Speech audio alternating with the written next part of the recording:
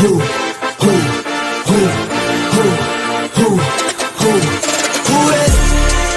We ready. Who ready? We ready. Who ready? We ready. Who ready? We ready. Motivation to youth only. Mentally feel like Kobe, I'm like Jokic with the rock. You physically couldn't hold me, I don't care if you pushing 40. You can never little bro me. Euro step like Ginobili, from young OG to the OG. From nosebleeds to floor seats. Circle stronger than Cuban links. My gold dance, your gold plated. You verse me, now that's a reach. We ready. Who ready? Good evening, everyone. Welcome to another edition of the One-on-One Sports Show here on the Black and Unfiltered Network. I'm Mr. Bennett, joined by my partner here, Brother Shawnee, in the building tonight. Thank you guys for joining us tonight. Certainly make sure when you come in tonight, make sure you hit the like button. Certainly as you come in, helps the algorithm. Also consider dropping the super chat, certainly to the channel or Cash App to Black and Unfiltered. And certainly for us personally, we appreciate any support that you give us. So if you want to show us some love, and certainly drop off a super chat to us, we certainly appreciate it. Waiting for our guys, Brother Dante and the coach, certainly to be in the building tonight. But we got quite a bit to cover tonight, so don't want to keep the show waiting. Here's the coach who's coming into the building. Good to see you, Coach, as always. And so let's just do a check on everybody. How's everybody doing tonight? What's going on, Sean? Brother Benny, you're too low. I am too low? All right, I'll try to change it then. Hang on. All right, well, you guys introduce yourselves while I work on this. Go ahead. What's going on, fellas? What's going on? How I'm sounding? What's up, Sean? You sound pretty good. Okay.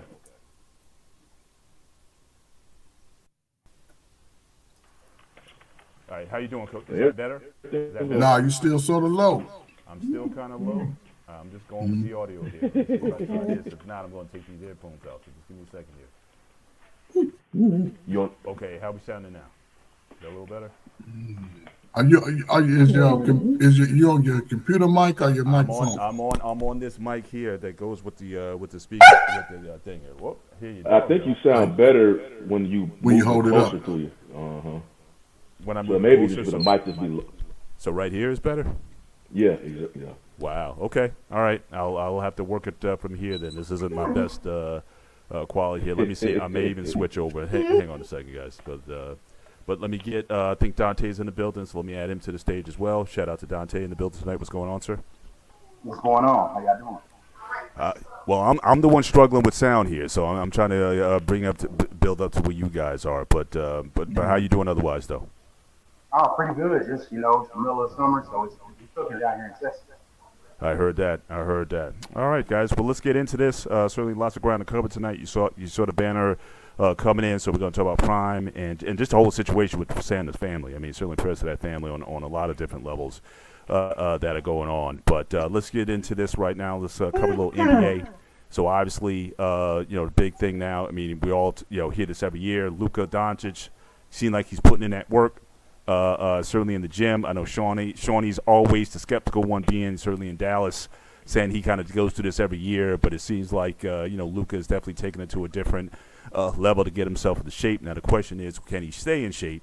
Certainly for this time, but it definitely seems like he's definitely looking at how his body's looking. He's putting in the work, Shawnee, but convinced that this is the year that he puts it together, or are we going to see the same old Luka by midseason? Them beers and donuts and whatnot is going to be too much for him. So, what's your thoughts on Luka on his quest to get into better shape so he can stay good for the season throughout? What you say on this, sir? Well, one, I got an echo going on. But when he was with the Mavs, they always wanted him to get in better shape, but it was like he was just content. He like you saw, he wanted to drink beer and he was just content. He felt like he didn't want to do it. And I think when he went to LA and the matter that he went to LA, that is what sparked, him to start going on this weight loss journey.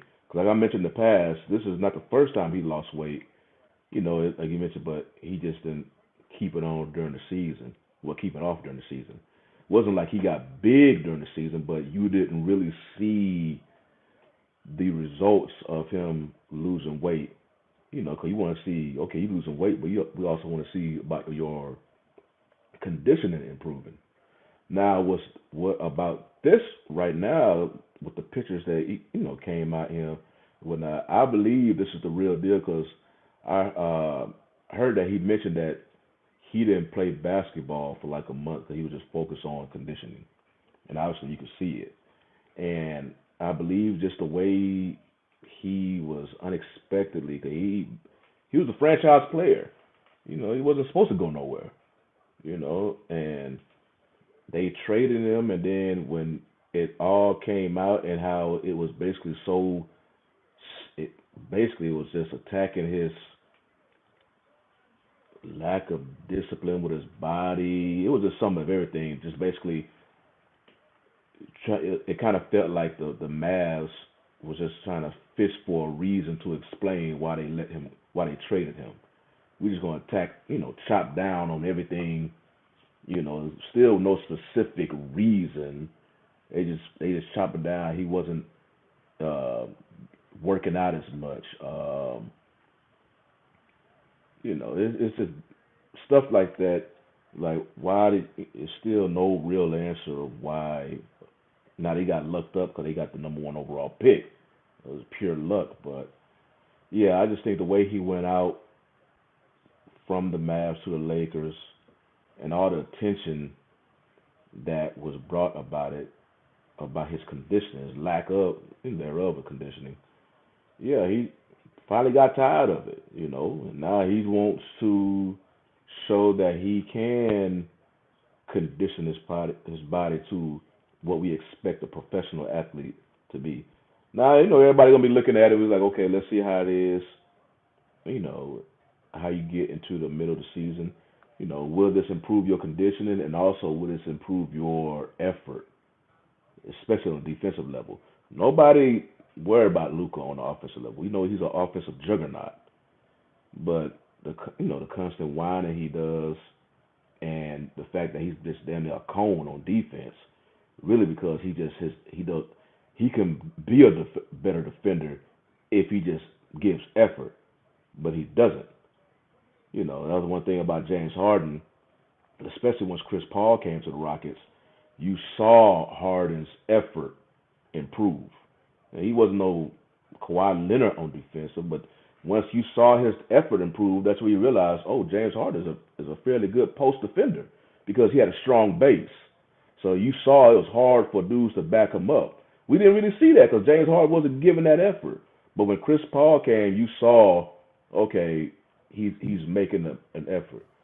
But Luka, that's remains to be seen because he was in the same boat as that early Harden with the Rockets. You're on mute, Mr. Mint. Does that sound a little better, guys? Mm-hmm. Okay, cool. All right, Shawnee, you want to weigh in on He already Luca? waiting. Or is this Oh, the same He same already old Luca? waiting. Johnny What's already that? waiting. Johnny already waiting. yeah, I'm go ahead. sorry, Dante. Dante. Okay. So what I will say is I can attest to what Shani said. Then in the Metroplex, we have seen Luca get in shape. But here's the catch. I respect the guys with their loyalty to their country and their national team. When he gets done playing, it's not that long before the training camp starts for the NBA. That between that time, I've seen Luca, bloom, and like not just as bad as it is like they've shown in some pictures, but I've seen him get out of shape, and then the next thing you know, you're dealing with he's got a calf injury or this. They're making up injuries so he can lose the weight, like the guy over there with the Buccaneers. Uh, and so it's like, man, is he gonna have that where he gets into that position again, or like he said in the Men's Health magazine? If I go backwards, it's all for nothing. I've got to keep it consistent. I've got to do it, changing your diet, being consistent.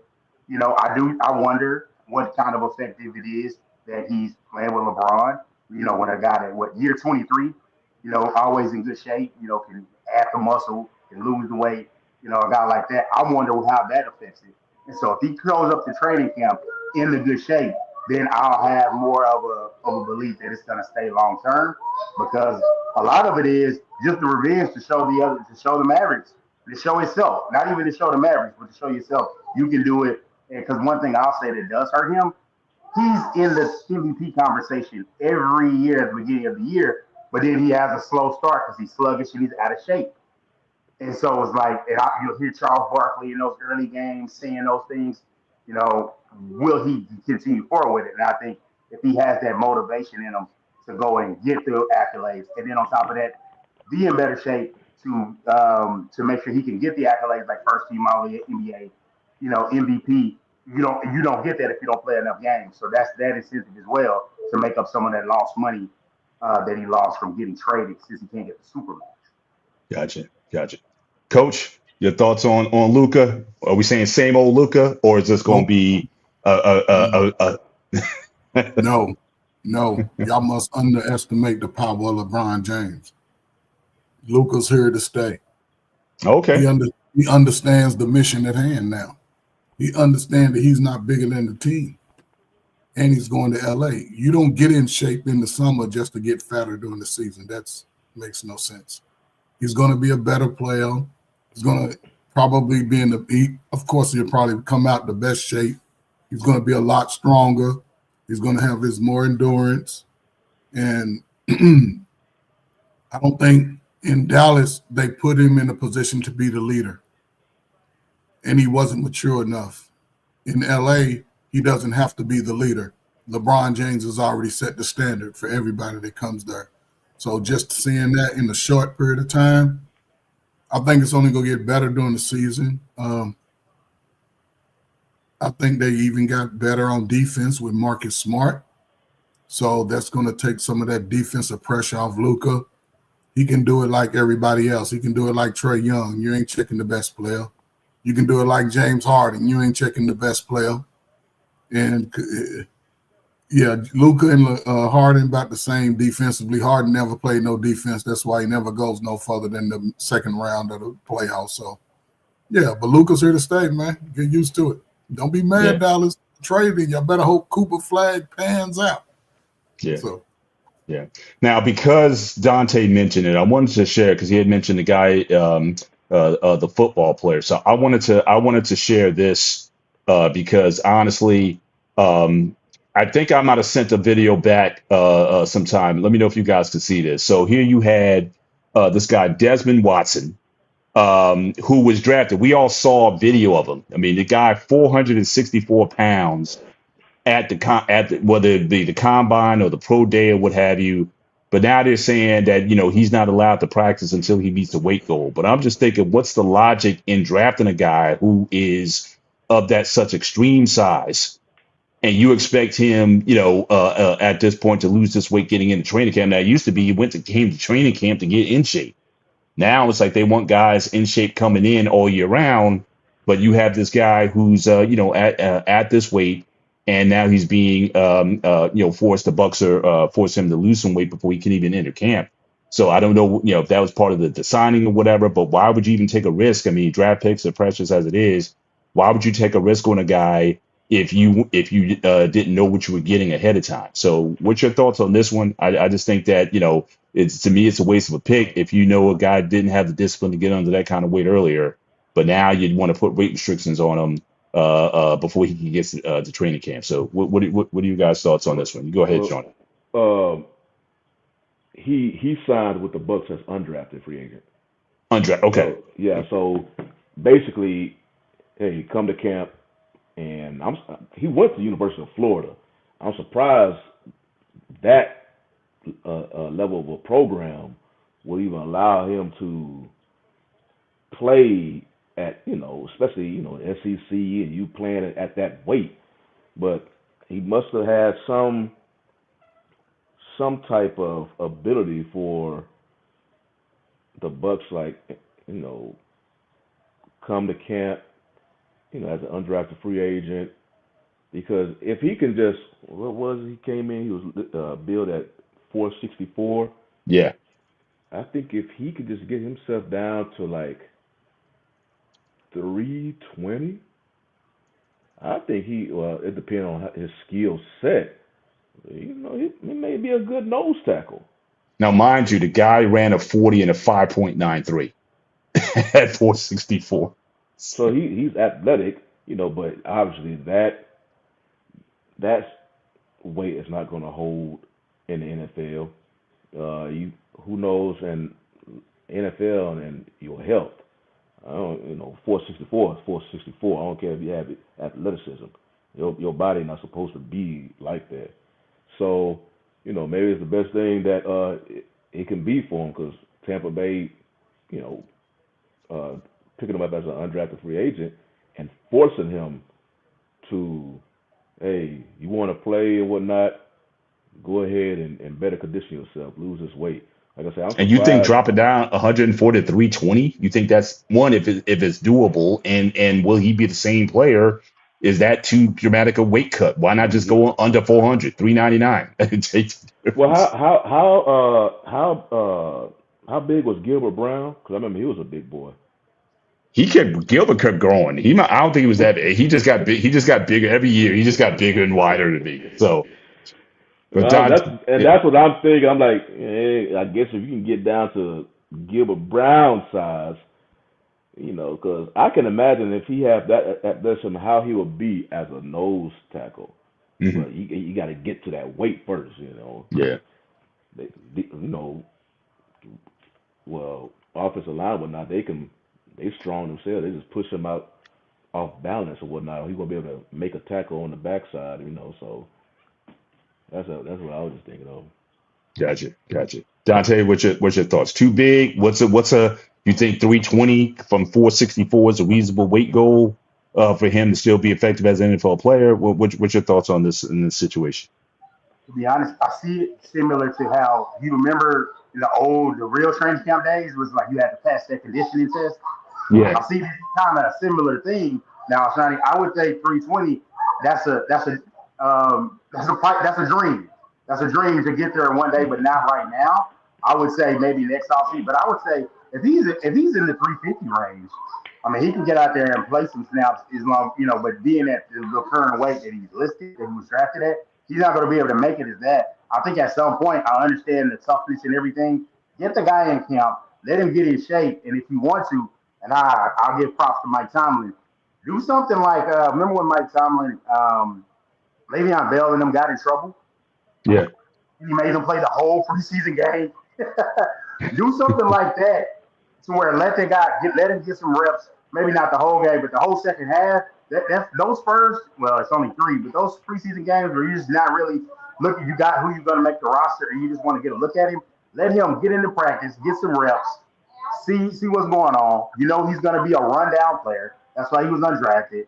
Let him get some reps. But I do respect it. I would respect it more as like, hey, if he loses a little bit of weight, don't give him a defined goal, but like, hey, I need you to lose some weight before you can go. He gets it done and does it, then he's a step closer to making a team. But I would say they're probably looking at if he doesn't get the camp and practicing soon, he's gonna only be on the practice squad and not really have a chance to make the team. But I'm for him getting in some better shape, and I want to see what he looks like against the Philly play, the tush push thing. I would like to see what it looks like, what it would look like him in there fogging up, because I know now they have a wrinkle where they want to go and throw the ball, but for the most part they want to just run it up in there and get that first down. I would love to see if it could work, because if he could, he'll keep a job in the league until that play goes out of style. Gotcha. Coach, your thoughts? You got a guy coming into camp. You the coach. Man's a bit overweight. What do you do in that situation? You bringing him in? You going to work him in condition or what? What's the plan? I would make his weight loss a progressive weight loss. By the time the season starts, got to be down to 375. Then throughout the season, maybe end of the year, hopefully we can get you down under 350. And coming into next year, you know what I'm saying, just make sure you stay around 330, between 340 and 330, sort of manageable, because, it is a lot of stress on you. It's a health concern. It's not many players. I don't know what his height is coming in the NFL at 400 pounds and have the mobility to be able to make some blocks or tackles. But $375, and we're gonna go down from there. Because your rookie contract, you better be making these goals. If not, I don't know. But just FYI, he's 6'6". He's 6'6", by the way. But my thing is, you're talking about even at major D1 level, he's still allowed to play at 464. I mean, you would think that would be at any level, high school, college, or any level. Why would you allow a player, especially when you got a major D1 program like Florida, would allow that to happen, or and allow him to play that way? It still surprises me to an extent that he was able to get away with that for so long for the career he was there, and still has an opportunity in the NFL. So, but there's no weight restrictions. There's no weight restrictions. I get it, but I'm just saying. But you're the coach of a D1 program. You got a guy walking onto your field at 464. Wouldn't you want to have some sort of gradual weight loss then to get him down to 375? I mean, when is 464 acceptable at a D1 level at any program? I guess is the question. It's not. But Florida hasn't been winning. Florida has been bad, and that might be one of the reasons is you guys just because he has great talent and potential, just letting him make it. There's no way in the world if you switch him and he's in Georgia that happens. Right. Or even if you had the coach they had that won the national championship, Urban Meyer. Yeah, Urban Meyer will have that either. So. Yeah. So. All right, I got you. I just wanted, but again, because Dante, you mentioned that was on my mind to bring it up for the show, but I just wanted to entertain that. But let's move on to the next block. Let's jump again, staying in the NBA. So again, this is actually just broke today. So again, Gilbert Arenas arrested. So he got indicted today for these. Apparently, these activities happened back in 2021, 2022. So it might have been during the COVID time, whatever. But apparently, he was hosting some legal gambling games with some Israeli crime syndicate, is what they're describing it so far. So these are the guys who have been indicted so far by the government. So again, I guess he had this home in Cali where these games are taking place. And so again, this is certainly being looked at. But your thoughts, guys, on this particular story. What do you think this lands him? But this is the feds, and to be caught up in this situation. I know he started to obviously he kind of had a trouble playing career, obviously with the gun charges he had back in the day. But started to build himself a pretty popular podcast within the YouTube space. He was on Club Shay Shay for a minute. But he's starting to branch out on his own. So again, this is just another hit to him. So again, any thoughts on this particular story on Arenas and these charges? Start with Shawnee, just work it down. To me, it's just another story of these former pro athletes that try to, I guess, get around the system. I mean, you saw several former pro athletes during the COVID time who got caught with the COVID fraud. Trying to get the money from from COVID. They got in trouble with that. I don't know. It's just, I guess, when they play, obviously they make all type of connections from people of all over, and when they're done playing, these same people would just be, that money that was once coming in when they was playing, it doesn't. I don't know how, because I think his podcast is doing fairly well, Arenas, but I don't know how much he's getting paid from that. I don't think he's like at the Shannon Sharp level yet. So they find a way to bring in more money, potentially in this case, with the illegal gambling casino, whatnot. And I don't know, it's just, you're just starting to see it more often now about how these former players they getting in trouble because they trying to go about another way on acquiring all this money. I guess they think they got to hook up on something so they can, do something different that will lend them a nice amount of income. But unfortunately, most of the time, it's illegal, whatever they're doing. So, when I look at it and I see the feds came to him, I'm like, damn. That means they did their homework. So, It's gonna be an hill battle for him to climb. It's definitely it's new, so more stuff is gonna come out. Over the days and weeks and whatnot. But yeah, it's just to me, it's just another notch on just these former athletes just getting caught with in the legal system because they was trying to get money in whatever type of fashion they're doing off the court, off their respective playing field. You're starting to see this very frequently now. So, COVID was a lot of them getting hit, but now dude getting caught up with this gambling, and I'm like, damn, y'all find new avenues just to get in trouble. Hmm. So, Coach, what are your thoughts on this? Man, I so agree with Shawnee, man. It's unfortunate that, we it's funny about some people, man. They come into the space and people sort of look up to them, right? But a lot of times, man, what they doing is shiesty on the back end. And that's what's crazy to me, right? So, he's been very critical of players. And, and I guess his whole critique was that he was a ball hog. And this sort of caught up with him, his behavior, walking around with, the whole gun thing at some point, because he knows he talks a whole lot of smack. And it's one thing to talk smack on the court, and it's one thing to talk smack in the clubs. But I mean, I don't know, man. That's why it don't pay to cheat. You don't pay to cheat, man, in the long run, man. You may seem like you're getting away with it, but somebody's always watching.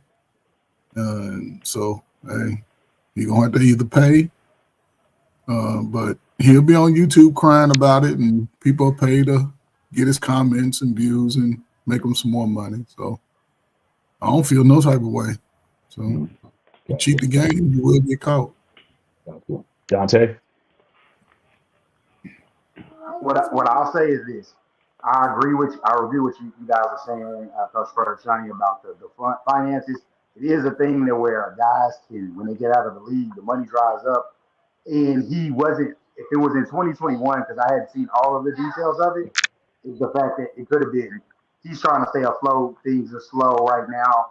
But the other interesting thing that we got to talk about it is that's why I told us in the chat, Pandora's box is open.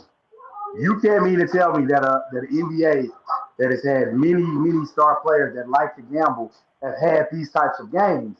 Now, when you bring in this a figure, like you said, someone that's maybe looked to be investigated by the authorities, this could be a play of, hey, we bring you in. We know you're tied to this. We want to see if you can find us some information. Also, one of his sponsors for his Gills Arena is Underdog Sports, and and now we're getting to the world to where the gambling is everywhere.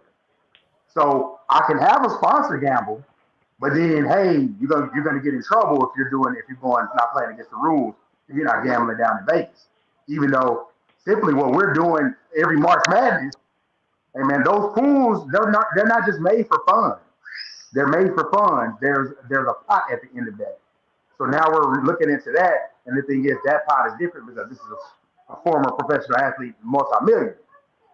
So we're in a whole bunch of stuff, and it's starting to look like the more and more time went on. When I was younger, I was thinking, well, why wouldn't they do the gambling and make it legal? It's already happening, and now we're seeing why. Hey, it may already be happening, but when now it's out in the open, there's more problems. Like there's the guy that what happened. They got text messages of him sending the playbook to another player, a college athlete. So you got things like that. Pandora's box is open, and we got to be real careful and tighten up. And guys are gonna have to like how they operate with things. But it's really difficult and it's really hypocritical that 1 minute, hey, you got the gambling ad, and then got the stuff at the end. It's like, hey, if you sports gambling, call this number, and they speed it off real fast. And then you got a story with the Jonte Porters. Oh, you're getting arrested, and then the next commercial, hey, they got the NBA has the play in Vegas. You know what Vegas is about, and now you've got the gambling everywhere, and the players are getting the money from the gambling revenue. So we're in a big pot of like a big heap of trouble with how things is moving with the gambling. But moving like that with the games off site, you might not be able to do that anymore. They probably players have said that they have those card games even back from Jordan and so on and so forth. Oh, we playing the card games. Jordan wasn't playing that game for free. He wasn't just going into Atlantic City. He was playing right there on the plane or whatever. So this has to be looked at. You have to look at how things are going. If he was still doing it after he had the Gills Arena, that was a problem. But I'll wait to let everything play out. But I will say he could lose that vibe and the sponsorship over that. And I wish him the best, but it's a tough situation. Yeah. Low key, he got that Nino Brown vibe to me. Just the way he talking and everything. He's like, look, if I'm going down, I'm taking all you do with me. So he just got that vibe. So if someone's gonna drop and who's gonna drop it, I can see it be him. So 100%. I'm with you. I can see him telling. I mean, he just yep, just like Pete Rose and Shoeless Joe Jackson. Speaking of that, that's an excellent segue because we're going to go into some MLB for this next segment. So first and foremost, I just want to give a shout out certainly to, and again, this is before Dante and Shawnee's time. Coach should certainly know Ryan Sandberg, certainly Hall of Famer, 10-time All-Star, got an MVP, 9-time Gold Glove, Player of the Year. So again, Hall of Fame player. His only blight is that again the Cubs that was during the cursed years of the Cubs couldn't let alone win a World Series. But certainly in the '80s, he was as good as it got. As a second baseman and a player. So I don't know. So I may defer if you guys want to chime in, but I want to certainly hear from Coach. Certainly, death he died a couple days ago. But your thoughts, Coach, if you saw Ryan Sandberg in his prime. Any thoughts on this Hall of Fame player? I saw him one time in the early 80s. My family's from Chicago, so I went up there for the summer and spent the whole summer. And they, my dad's aunts, so my great aunts, they both supervised the park. And Chicago park system is big. So, right. And they used to take us on field trips all summer. And I used to be able to go, and we would actually be allowed just to get out on the field, sometime watch batting practice, sometime, go into the locker room. And that was with the Cubs, the White Sox, and the Bears. So as a kid, I was able to get access just through my aunts and stuff. Right. Yeah, man, he was the man up in Chicago. You know what I'm saying? And, no doubt. I don't know, man. It's unfortunate. 65 seems young to me. Yeah. But he had a nice career even when the Cubs ain't really have too much to cheer for a long time. Yeah. But he was the Cubs. He was like he was like George Brett was for the Kansas City Royals all those years. Ryan Sandberg, he was definitely Mr. Cub. Certainly for all those years in the 80s and whatnot. He, like I said, even though they never got to the World Series, but certainly he was a staple in the league, and certainly always saw him around All-Star Weekend. But if Dante or Sean, if you guys have anything you want to add, like I said, this might have been for your time, but if not, we can certainly move on to the next block. Yeah, I'm looking at his just career timeline now. He played until '97 on the clubs, so that was during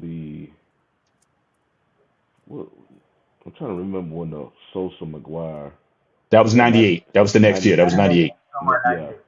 Yeah. And so I probably remember him, because at that time the Astros were a National League team, so they played the Cubs, and so I probably saw him when they were playing. Huh? Yeah, in El Central, so they was with the Cubs. So they, I'm pretty sure I watched them playing against the Astros, but I can't remember specifically, about his playing career, and I barely knew some of the players on the Astros at that time. Yeah. So, but he was almost like, now again, I don't want to compare like Derek Jeter, because I know Derek also played second base, but he was just that guy, like Mr. Consistent, like every year. He wasn't going to flash you, even though he did win an MVP, which Derek Jeter never won. But nevertheless, though, he was kind of like Mr. Consistent. He always kind of got, got his numbers and whatnot. It's just, again, the pitching or whatever else around him, he didn't have enough of a supporting cast. But certainly, like I said, in the 80s, he was certainly at second base. Certainly he was definitely mentioned with amongst the best in the game, which certainly is one of the reasons why I think he is a worthy Hall of Famer. Now we're going to get into this next block here, talking about the 2025 class. So again, so congrats to the class of 2025: Cooperstown, Dick Allen, Dave Parker, Ichiro Suzuki, CC Sabathia, and Billy Wagner. I'm sure certainly very familiar names. Certainly to Shawnee and Dante being from the Houston area. So again, this is a class, but again, as always with the NFL and with the MLB and whatnot, I'm always putting it out there. Are these guys Hall of Famers, or certainly first ballot Hall of Famers? Some of these guys are certainly on the Dick Allen and Dave Parker. They're certainly on the legacy ballot. I think Dick Allen was one of the last the holdovers. He played in the 60s and 70s. So the question is, does he have stats that are in fact Hall of Fame, worthy? So again, just want to start out first of all with Suzuki. I don't think this is a no-brainer for me. Obviously, he was one of the greatest Japanese players of all time.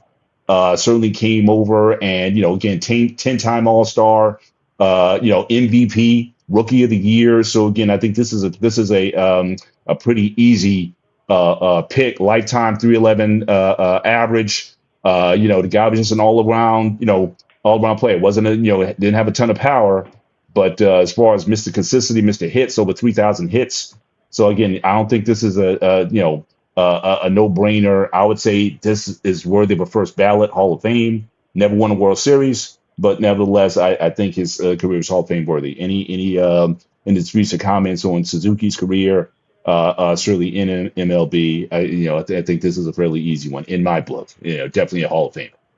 Yeah, that's an easy one. I know I couldn't speak on the older players. Like I said, Sandberg, like I said, my introduction was in baseball, but the summer of '98 made me a baseball fan. So that's why when they talk about the steroid things, it's kind of like, hey, that y'all pushed it and it got me into this game.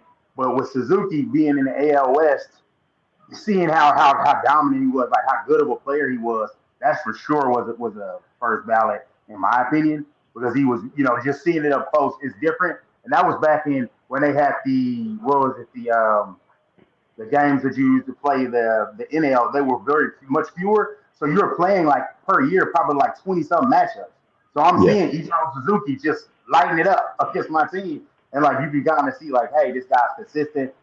Hits for average. Obviously the power wasn't there. But hey man, he was definitely, I would say, a first ballot guy. Absolutely. Coach, your thoughts on why you put your head down, Coach? No, I'm just saying the only thing that would make him a Hall of Fame ballot, Hall of Fame to me is his hits. He has 3,000 hits. That's it. 117 home runs. Let's be real. Now, batting average of 300 to get you in the Hall of Fame. So his hits and batting average, I can see. RBIs is fairly low. Stolen base, on base percentage, 355. 10-time Glow Gov, 10-time All-Star doesn't get you in first ballot? Nope. It don't. It don't get you. All right, so I don't want anybody coming after me. He better hit some home runs, but he only got 117. So wait a minute. So every Hall of Famer has to be a home run hitter? No, he got the hits. The hits will get you in alone. 3,000 hits club. Right. Always get you shout out to Rock. All I'm saying is shout out to Rockaroo, because that man had no power whatsoever, and he got or Ozzie Smith or any of those guys from back in the day who played the infield. I think it's a slam dunk, first ballot in my view. Shawnee, your thoughts on I'm sorry, Dante. I'm sorry, my bad. Dante, your thoughts on Suzuki, first ballot in your book? Yeah, easily. Okay, gotcha.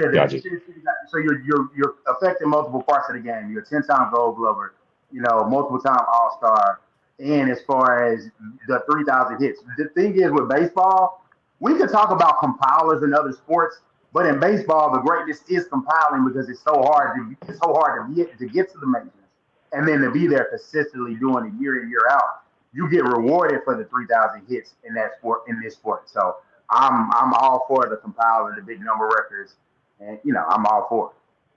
Well, let me ask you guys this. Out of now, I know you have the Japanese player from the Dodgers, who's obviously he's on a certainly a Hall. Would you consider him a Hall of Famer right now? If you were going to put Yes, if you right now Hall of Fame. Second question is he the out of the greatest Japanese players of all time? Would you still put him over Suzuki as the great as the great right now? You talking about Otani? yes. Otani, yeah.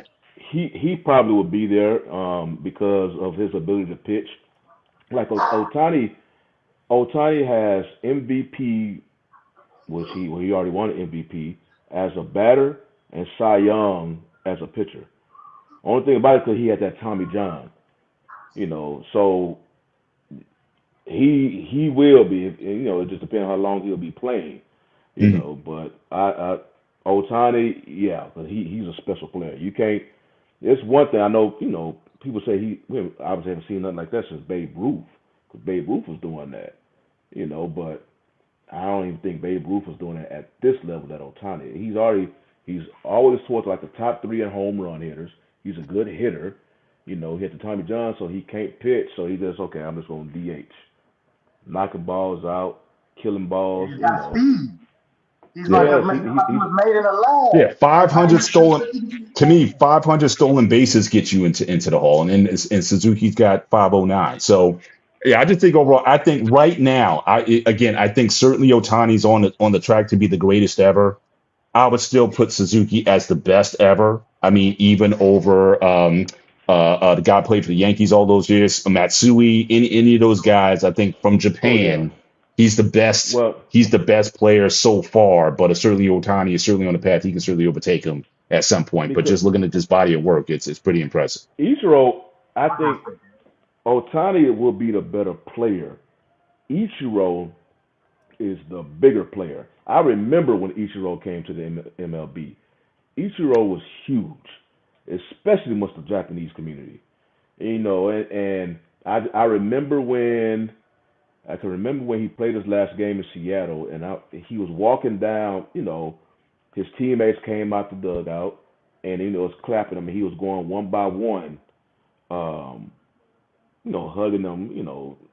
After his last game, and he got to another Japanese player, and he gave him a hug, but then you immediately saw seeing the Japanese player start breaking down, and then you saw Ichiro kind of gave him like a loving pat, on the shoulder, and whatnot, and kept it going. He was huge for the Japanese. He had that classic Japanese swing, that little slap swing. That's what the coach talking about his home runs. Well, I think he's a leadoff hitter, so he wasn't a power man. He was just getting on base because he was getting so much hits. And that was the main thing, especially during Ichiro. Everybody not like Altuve now, who first pitch swing it out the park.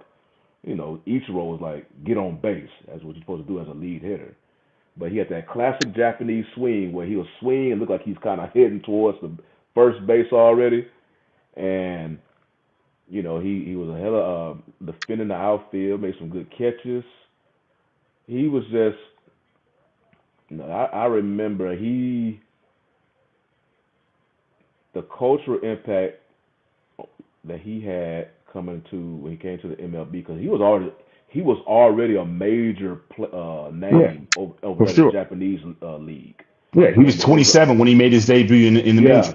and it was a huge following coming to him when he came to MLB, made his MLB debut, and it was almost like internationally he almost on the level as far as attention like Tiger and them, but obviously this is just Japanese community, maybe not to us, but his effect on that community, I want to say like Yao Ming was to Houston and his Chinese community, but I think even bigger than Yao Ming, Yeah, because baseball is bigger than basketball in China at that time, especially at right. that time. But yeah, he was a huge name, and he was definitely a Hall of Famer, and he still should be a unanimous Hall of Famer. It wasn't for that one dude who, for whatever reason, they ain't gonna never reveal his name, That's said another story. no. And matter of fact, Ichiro he made light of that during his induction speech. He made a joke about how he had all these, votes and whatnot, except that one.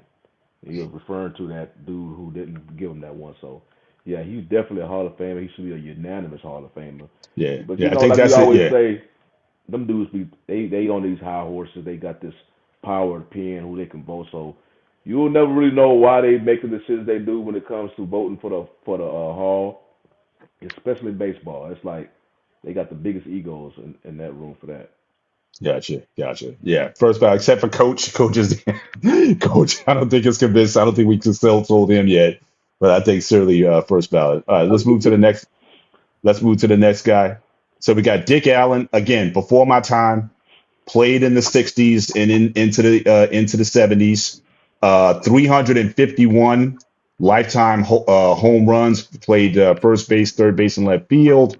Um, 1,100 RBIs, 292 lifetime average, not quite over 300 yet, but certainly respectable. Only 1,848 hits. But again, I think he was one of those legacy picks. He died 5 years ago.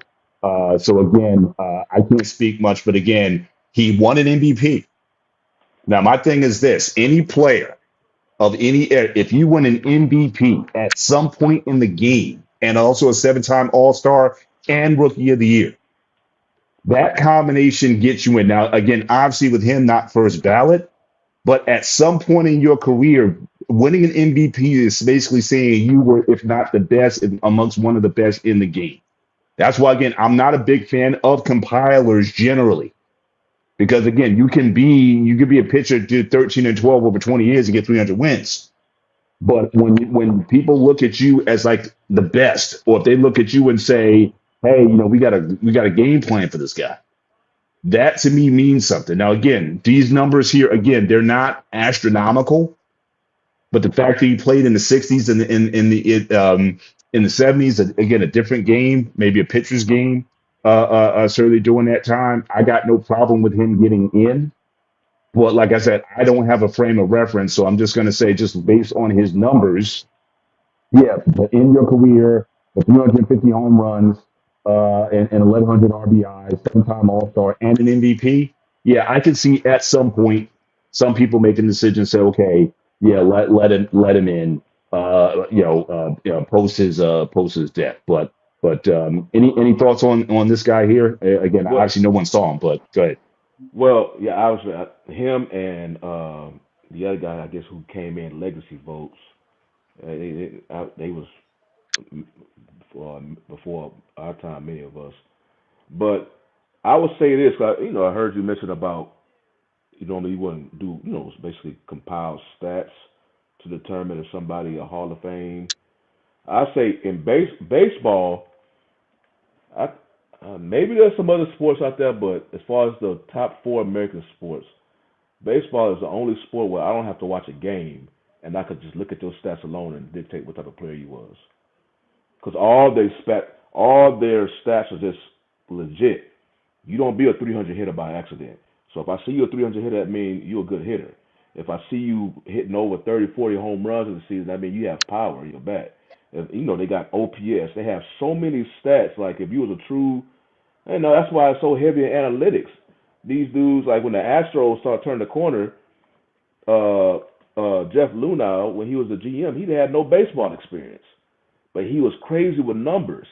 And then he started. Cause remember, this was after the time the Astros had three 100 loss seasons.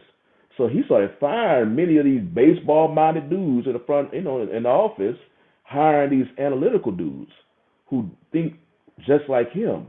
And next thing you know, that's when the Astros started turning around with these big, draft picks they was getting with the Carrere, the Springers, the Bregman, uh, signing a 5'6" Jose Altuve, but it's because there was so much in the numbers. So baseball is so I can look at somebody's baseball numbers and be like, hell, damn, you are legit just because how your stats is. Cause you got the on base plus slugging, you got on base percentage, you have all these different stats that you don't really have to watch a game to determine what type of level this player, especially if you look at a career and you're seeing these stats are like an average over their career. Oh, So that's what I, you look at these legacy players, and it's going to be interesting. I think, I think Barry Bonds may ultimately get into the Hall of Fame via the legacy vote, because it's different.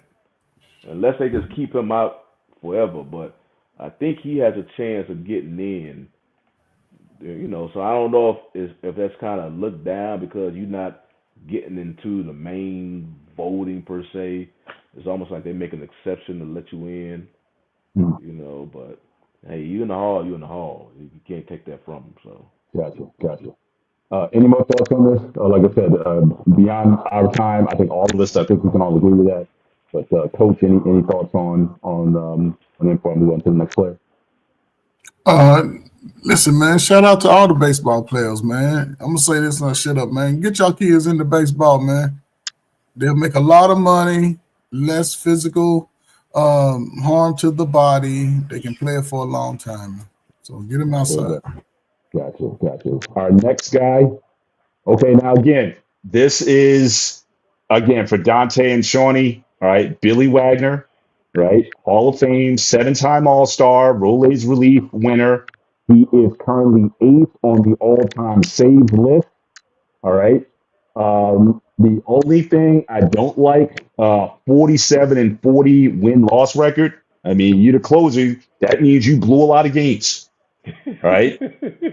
You got 40 losses means you came in with the lead and you blew 40 games. So I got a problem with that. But obviously, longtime Houston pitcher, closer, and certainly he was definitely up there. Trevor Hoffman, I remember. I mean, obviously Mariano is the goat. I don't think we have an argument there. But certainly him, Trevor Hoffman, I know those guys were all kind of going at the same time. But again, your thoughts on again now? Again, I don't know how long he's been eligible for the Hall. He came in '93. I think he pitched for 16 years. So again, not a first ballot guy, but your thoughts: is this a Hall of Fame worthy career? You got any problem with seeing Billy Wagner in the Hall of Fame? So I'll let Dante or Dante, you guys can take this one. You're more familiar with your guy than I am. Brother Benny, hold your microphone up when you talk. You're sort of low. I'm low now. I'm on my Bluetooth right now, so okay, you guys can hear me.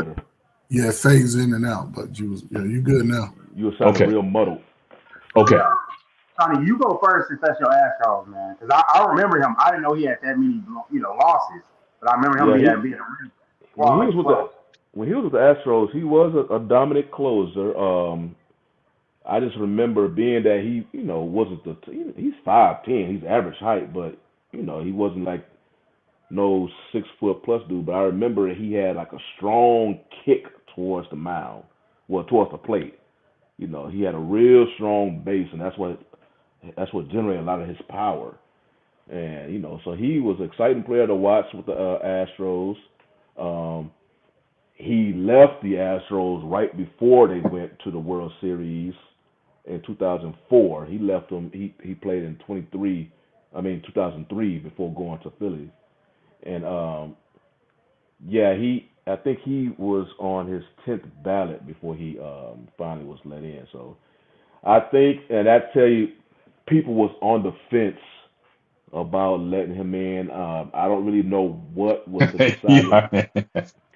Eli I, Manning's up and he was a good. I mean, he was a good closer. Definitely known for his fastball and his mentality, kind of like Nolan Ryan, where he's like. I remember he had a quote like that. He was known for that fastball, and he was like, I don't care if y'all know about what I'm gonna throw. I'm gonna throw it, and it's up to you to hit it. He had that no fear mentality going up to them against them batters. So, but like I say, because this was his 10th year on the ballot, and he finally got in, that alone would tell you even the voters was on the fence about, hey, go over here. And then he finally got in with over 80% of the vote. When he on his 10th year on the ballot. So you compare his numbers to many of the other closers that are currently in the Hall. It may not match up, but he had a fairly good career. I don't think he won a title though. He didn't win the title. Um, but I remember with the Astros, he had electric stuff. Strong arm, and he was just blowing it by batters many times. I'm imagining some of those losses probably came later in his career, especially after he left the Phillies. I think he Mhm. was still a good closer even with the Phillies. So yeah, I'm happy he's in whatnot. Like I said, I don't know what was the final factor of the voters, especially 80% of them voting when he was petitioning on his last ballot. So he felt some type of way. Maybe they just want to make him sweat the other 9 years. I don't know. Because some of the time them voters be doing that, man. They may look at you as a Hall of Fame player, but because they feel some type of way about you, they will just see you, have you sit on a swing porch a little bit, just get you nervous and whatnot. So I'm glad he's in there. He don't have the most eye-catching stats.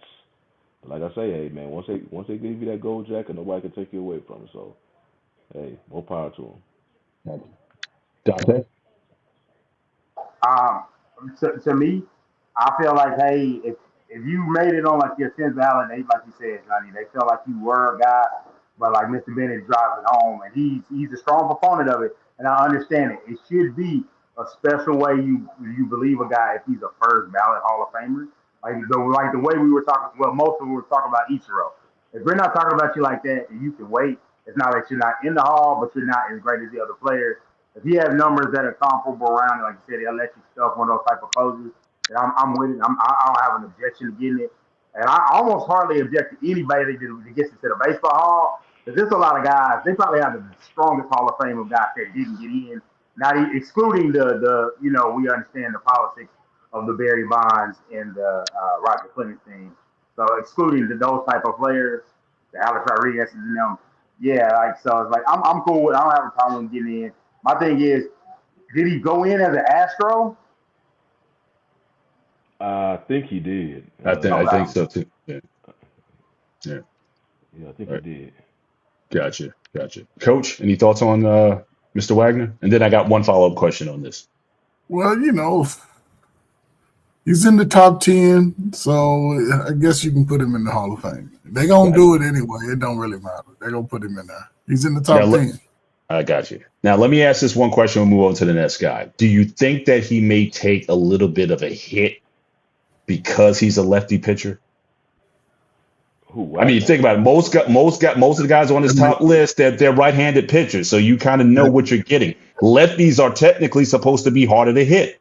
But that's what gets him in there because he's in that top 10 as a lefty. No, but what I'm saying, but does it mark him down? Because again, if Mariano and Trevor and Lee, they did this stuff being right-handed, so again, much easier to hit, and they were still dominant. The fact that Billy Wagner being a lefty, and same thing with John Franco, who's got almost as many innings pitched as Mariano Rivera, he's got 424. And I don't know necessarily, Franco to me was a compiler also. I saw him with the Mets all those years. So my thing is, if you're technically being a left-handed pitcher, supposed to be an advantage, and you still don't, you're still, have these kind of numbers. Does that knock you down a peg because that's supposed to be an advantage that you come into it with? Well, It's I feel just like an observation. he's ranked 7th all time with almost 1,200 strikeouts, and he's ranked 2nd all time as left-handed relievers, only behind Aroldis Chapman, who probably will be a Hall of Famer once his career is over with. So he had the strikeout, so he was proven hard to hit. He's ranked number 2 as a lefty. And number 7 all time. So his strikeouts is up there. Okay. Like I say, I feel like you took enough of a hit getting in on your final ballot, and now you get eventually in a couple of years it won't matter, but it'll be like, hey, he did get in on his final, so you're not, you're an elite of the elite, but not the upper class guy. So it's Gotcha. so I feel like that's enough of a hit. Gotcha. I got you. All right, let's move on to this guy now. Again, me and Coach, we may have more familiarity with this guy. I think he should have been in the Hall of Fame a while ago. Dave Parker. So I remember, so again, grew up in the 70s with the Pirates when they had Willie Stargell and Dave Parker and those boys. They were the last Major League Baseball team with an essentially they had a majority African American team. That was a black team throughout, except for their relief pitcher Turkoglu, whatever his name last name was, Jacoby. Jacoby was like the closer on that team. But Dave Parker, you want to talk about Aaron Judge at the time? The guy 6'5", 230. The guy was a giant. He was like Dave Winfield at the time. Guy could definitely hit for power. You see, he won an MVP. He won a Silver Slugger Award, 2-time batting title. So it wasn't just all power. He could hit and hit for power. And he had arguably, I know a lot of people like to replay that Bo Jackson play where he threw the guy out going from first to third. Dave Parker, nobody ran on Dave Parker. He had arguably the best arm at right field ever. And you just did not want you just didn't want to take that risk. Go back and watch highlights of him throwing guys out at third or throwing the guys out at home. The guy was like a 5'2" player. He had mad skills, but he was a little bit of a malcontent, certainly when it came to contract stuff. And he became, a bit of a journeyman after that, almost got this reputation of being a difficult guy to play with or for before he went where I had his welcome, which is why you see all these different teams that he played for. But in his prime, you could say that he was, again, amongst the top 5 guys in baseball at a time. Willie Stargell was on his way out, Pops, as they called him, in '79 when last time they won it. But Parker was the man. So again, I don't know why it took this much time for him to get in, but he was as dominant as it got for a time, certainly through the 80s. Obviously his career, lopped off. But Coach, I don't know if you remember him. I do. And I just remember, again, his arm from right field, the best. I don't care about Bo Jackson, whatever. It was the best. And nobody messed with that guy. So your thoughts on Parker? And again, if Shawnee and Dante want to chime in, they can now. I would say maybe not a first ballot, but again, this is long overdue. And he just died last month. So again, rest in peace to Parker. But your thoughts, Coach, on Parker and his Hall of Fame worthiness? Well, you see, he doubled Ichiro in his home runs. Dave Parker was one of my favorite players growing up, man. Mm. I remember the year the Steelers and the Pirates won the championship the same year, and I was on a championship team with the Steelers that same year. Yeah. He's always been one of my favorite players, man. I didn't know he wasn't in the Hall of Fame. I thought he got in the Hall of Fame back in the 80s. But, yeah, hey, man, he deserves to be in there. Yeah, this one looked like. I mean, man, get him on in there, man. Whether it's a legacy pick, but he deserves to be in there. So this looked like a spite thing. To me, it felt like spite that he wasn't in sooner. I'm looking at it, Mr. Bennett, and he was saying that he, looked like he was involved in that Pittsburgh drug trials in '85. And I think during that time, he was one of the players, and I think those players were suspended because they had, I believe they was involved with like cocaine or something like that. And he was one of the players who was involved in all of that. So you know how once your name is sullied in some type of fashion, or you develop this reputation or whatnot, the voters are going to remember it, and they're going to use that as fuel to win and why they believe you shouldn't be in the hall. I mean, you saw that in the NFL when it came to Terrell Owens. They legit had. It's not like he got in trouble off the field. It just had his personal feelings towards him. And then he like, dude, who cares about this? Look at his numbers. He should have easily been the first ballot. Hell, you could just look at Skip Bayless for that. Mm-hmm. And Skip Bayless basically exactly how the voters were with him. So, and I see Parker was involved in that stuff, resulting from '85. I wouldn't be surprised if that was one of the main reasons, especially during that time. Maybe if it happened in today's voting, they probably don't.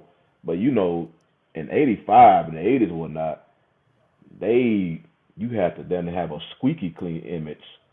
And if I think we spoke about it in past shows, like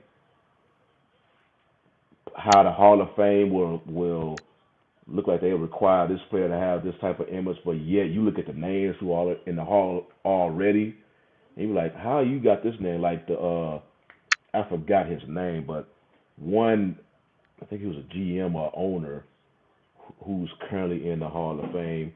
When he did not want, he was fighting not to have black players in the league, but you put him in the Hall. So, and I believe the black players did not come on his respective team until he died. Then it came. So you look at some of the names already in the Hall of Fame. Y'all say y'all let that dude in for something a whole lot more serious than whatever y'all personal, I don't know, feelings about this dude. So yeah, it's a gatekeeper thing, man.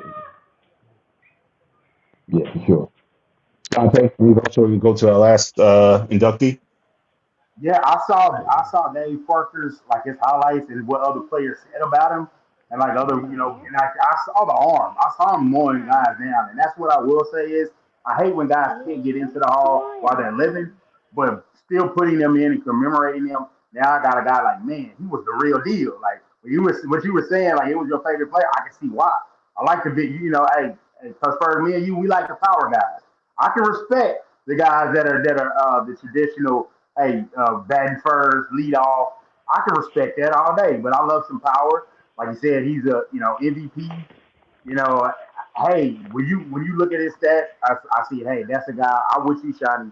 The stats and the numbers of baseball stand the test of time. Like the numbers mean something. So you see a guy that has the performance he had, and I'm looking at it, and I was like, hey, I respect it. He was a guy that was a legit, really high end player. I'm glad his family got to see him getting to the Hall of Fame. I just say, like you said, he just died recently. That's really sad, but rest in peace to Dave Parker. But he was a hell of a baseball player. Indeed, indeed, no question about it. Last guy again. Now again, I'm the Yankee fan here, so again, CC Sabathia. Again, he had a decent run. All right. Again, six-time All-Star, won a Cy Young. So obviously, noted being one of the best. He won a World Series with the Cleveland Yankees in '09 and won a World Series with them. The latter 10 years, from 2010 to 2019, above average pitcher, but nothing that really blew you away. So again, it's almost like the tale of two careers. He was like had a lot of these 9 and 8 and 13, 12 seasons, towards the latter end, even though he pitched for, 17, 18 years. But my thing is, again, at the time, did I ever see him being the most dominant or the best in the game? But he does have 3,000 strikeouts, which is big. Doesn't have 300 wins, but certainly a workhorse of a pitcher. You could always he had a rubber arm. You could always put him in there. I just don't know if this is, and I think he is 2019, so I think he is first ballot, if not second. I'm not sure if I'm first ballot. I'm not seeing it myself. Very good. Certainly, I could see, just like some of these other players that we mentioned earlier, 3rd-year, 4-year ballot getting in. First ballot, though, I'm not there yet. And again, I love the Yankees, a diehard Yankee fan. I'm not going to be a homer. I got to be honest. I got to be fair on this one. I don't see first ballot on this one. But again, congratulations to him, nevertheless, for getting into the Hall. I mean, I'm not hating. I think he is Hall of Fame worthy. First ballot, I got to be like, yes. But so Anton disagrees with me on this one. But I don't know. But you guys, you can chime in, Dante. So what I'll say on this front is this, I want to say I really liked him. What really sold me on him is the run in Milwaukee when he got him into the playoffs. I'm a big deal for hey, pitching on 3 days rest, knowing how tough it is to get your arm ready. Being, like you said, the rubber arm, just a workhorse on the mound, going over to the Yankees. I mean, no love for the Yankees, but it's like him, hey, being the key piece to help them go in and get that '09 championship, winning the ALCS MVP. But the way Shani talked about the squeaky clean image, and one way of on some guys have it on their jacket. It's like they're not going to get in. On his end, being a part of MLB, being a part of their black initiative, being a black, what they say, the black aces, being able to make the hall, that's a part of the story that a league wants to sell. And once you read all of that, like if you look at it compared to the NFL, if a guy is borderline in the NFL, but you see that patch for that Walter Payton Award, forget about it. He's in there. He's in there, and that means a lot and carries a lot. So for some of the political reasons, for sure, CC Sabathia made it. But when you put up the 250 wins, 3,000 strikeouts, you can put that up against some of the other great pitchers. And, you know, to his detriment, not to his detriment, but if he pitches for, let's just say, my Rangers, he gets that 250, but he pitched for the Yankees. The last championship, number 27 for the Yankees. That cachet means something. So, like you say, Coach Mr. Vinny, you may not feel that he does it. I don't have a problem with it. I'm a supporter of him. I really loved him playing the game and what he did. But if you want to, I respect your critique because I know how high you hold that standard. That's why I'm glad you held out your opinion until today because I was wanting to know what you thought in the chat. I was wanting to know, but I was like, I got to know from Mr. First Ballot. But I was struggling. It took a lot to come up here and do this, man. So I struggled with it a little bit. I love CC too, man. But again, when you say first ballot, just like you just said earlier, with Ichiro, it's like no question. And I'm saying CC, good pitcher. But I mean, I would rather put Andy Pettitte. I would put Andy Pettitte ahead of him in terms of Hall of Fame. Andy Pettitte's got 4. So I'm like, look, you know. And as far as the Yankees are concerned, Andy Pettitte all day over CC Sabathia, but that's just me though. But Johnny, your thoughts on it? Yeah, I think well, I got to really go deep into his stats, I guess, to look and see was he a first ballot. I heard on the radio, which made sense when I heard Sabathia was like a urban pitcher, like a hip hop pitcher. Let's first say his image was that of an urban player, especially when he was playing, compared to some of his contemporaries. When you think about pitchers, but Sabathia just had a more urban look to him, whatnot. He embraced it, hip hop and all that stuff. So that was just different. I remember when I just heard that when somebody mentioned it about him on the radio, I was just thinking about it. I'm like, yeah, that was he did embrace that image compared to some of his contemporaries, just different. I'm looking at comments right now, black man talking about Prime being, and I'm assuming. I was going to hold off on that. No. And one stat that, which basically you see it all the time, every time Mike Trout kept being MVP, the biggest stat they be using now is that WAR stat, wins above replacement. And it basically shows you, how, it gives that player, how impactful was him to his team in terms of wins compared to if he was replaced by another player. And you look at Prime's stats, damn the majority of the season he was in the negative. So, and I think the high, he had 1 year where he was above 3. So that alone will tell you, like, Prime wasn't really contributing to his team. And I just did a quick comparison to Bo Jackson. Bo Jackson has 3 times as many home runs than Deion Sanders. Says, I know, Coach, he loves he likes the long ball. So yeah, I would take Bo over Deion as far as you want to talk about two-way NBA player. I mean NFL to MLB player. I'm taking Bo over Prime all day. But that's just me. I mean, if it wasn't for that accident, I think Bo could have been Hall of Fame, both MLB and NFL, if it wasn't for that tragic injury that he had. But that's just me though. But Coach, your thoughts on CC? First ballot is the question now. First ballot Hall of Famer or the average, the very Hall of the very good? This is where we're at right now. What was his wins? How many wins did he have in games? And what was his Let me bring it up again. So again, Let's see. 261 wins, ERA, 161 less, 3.74 ERA.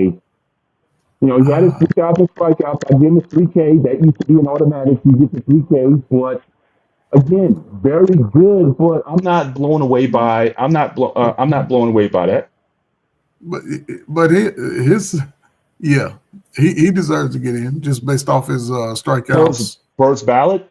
Yeah, they let other people in on their first ballot with just 3,000 strikeouts and losses and everything. So yeah, it doesn't seem like he had an illustrious career because it didn't stand out too much on the Yankees. But just looking at his overall career, yeah, he deserved 3.7 ERA. It's about average. 251 That's the wins. average, not great. Yeah, I would think, you know, to me, Hall of Fame. That's you. You know, strikeouts. Yeah. Like 3,000 strikeouts. That's just like you gave Ichiro. You said, yeah, he should be in because of the 3,000 hits. I'm saying he should be in because of the 3,000 strikeouts, but not first ballot though. I'm sorry, Yeah, I first can't. ballot. Ichiro shouldn't be first ballot either. He only has 100 home runs. Makes no sense. It gotta be power though. But here go another thing. 100 home runs. That makes no sense. I brought up the the stats, also the analytics. One number that I am seeing on this line is his whip stat, and that whip stat is basically a stat for pitchers, basically how much runners they allow per inning on the base. His, as you see that 1.259, that's considered very solid, and this is for his career. Yeah. So basically, he's He's 400. I looked at him. He's 422nd on the all-time whip list. Hall of Fame. Well, it's a whole lot of pitchers. I'm just saying, though, but you're saying Hall of Fame, but he's not even in the top 400. But it's considered solid, So, that means he wasn't putting a lot of people on bases, basically. I agree. No problem. Again, I get solid. Yes, he was a solid player. He was a very good player. He's a Hall of Fame player. He's not a first ballot Hall of Famer. I'm sorry. I can't go there. It sounds like you put him in the same ballot as you got Dwight Howard. Absolutely. Oh, well, absolutely. Dwight Howard. Who else got in that year? All those guys. I'm gonna start collecting these names. All of them. All. And when your guy Robert Ory does get in, then you're going to raise that again too. Robert Ory, if he didn't get in after, he'll get on. Someone will let him in. They'll get him in on legacy ballot somewhere. Someone's going to get him in there eventually. He'll get in when my daughter is of age. That'd be past legacy. They say, hell, this little man, because he got 7 rings. I hear that. I heard that. But let's move on to this last section here. So again, obviously, shout out to so Deion Sanders does not deserve to be in the Hall of Fame.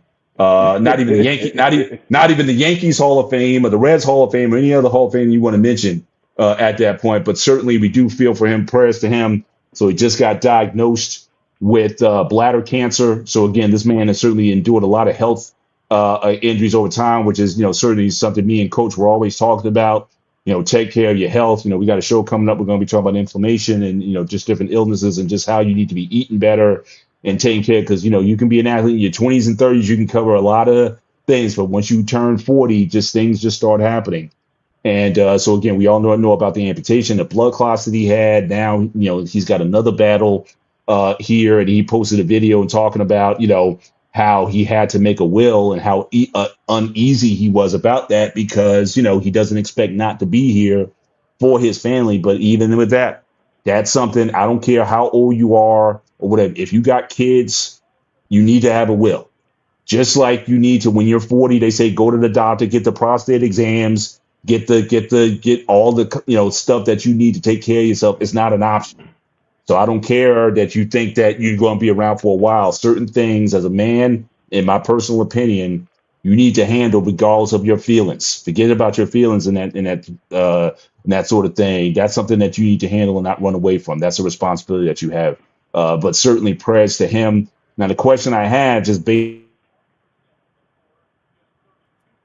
Oh, I see him lose Mr. Bennett.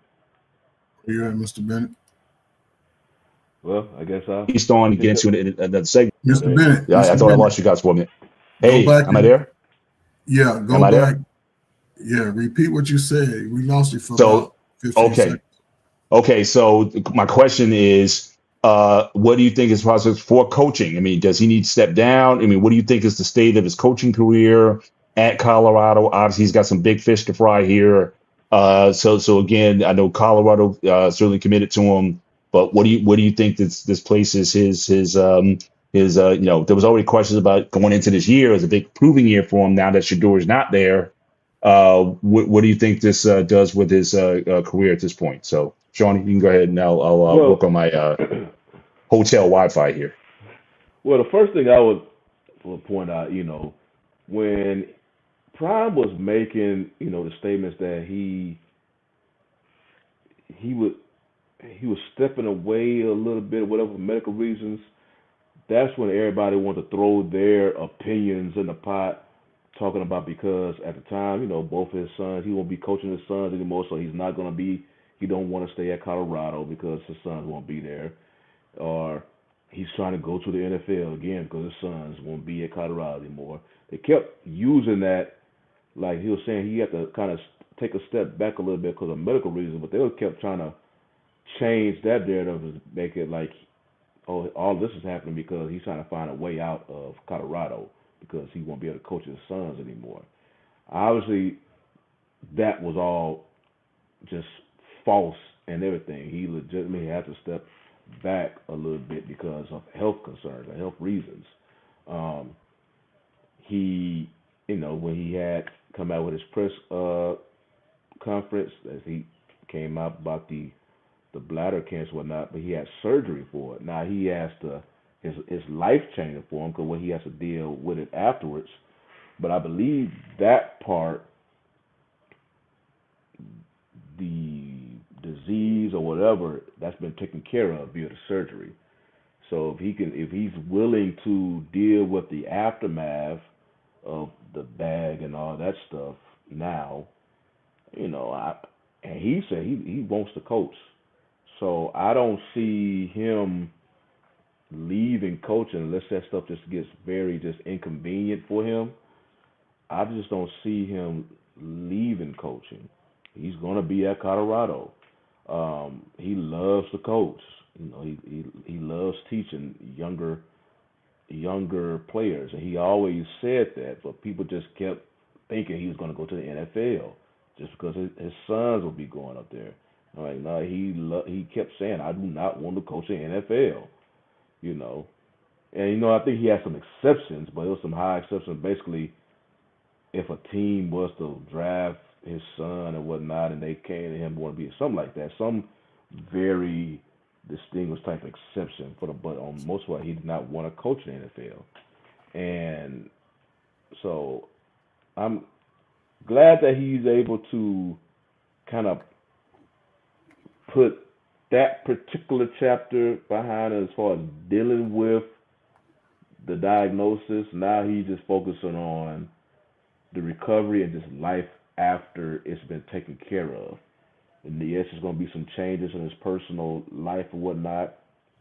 You hope once he able to get in however whatever methods that is, he's able to get in some type of groove per se to okay, I have to deal with this, but now I'm still able to live my life even with these new constraints that I have to go through now. So, I'm glad his health. One thing about Prime, he's always been honest and open about what he's going through, especially after his playing career, because his sons be doing all the video camera, so he's not shy about having a camera around him even during some difficult times. He's always been an honest dude, so he views it as like I remember there was a reporter asking him what was like, him literally facing death. He was like, I wasn't facing death, because he's a man of faith, and he looks at it as the way he's built that God can use him as a vessel to shine upon, his testimony. His life is his testimony. So he that's who he is. I'm glad he's able to kind of put the some of that stuff behind him and focus on coaching. Like I say, it's life changing because